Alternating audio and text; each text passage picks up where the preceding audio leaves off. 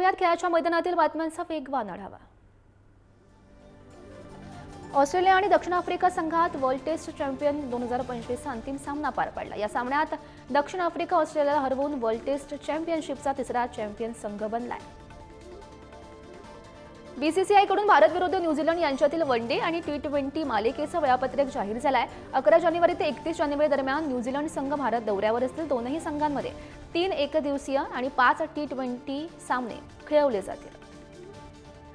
बाउंड्रीवर घेतलेले कॅच आता अवैध मानले जातील आणि फलंदाजाला धावा मिळतील। मात्र जर एखाद्या खेळाडूने सीमारेषेच्या बाहेर जाऊन हवेमध्ये उडी मारून चेंडू आत फेकला आणि दुसऱ्या खेळाडूने कॅच पूर्ण केला तर ते वैध मानलं जाईल।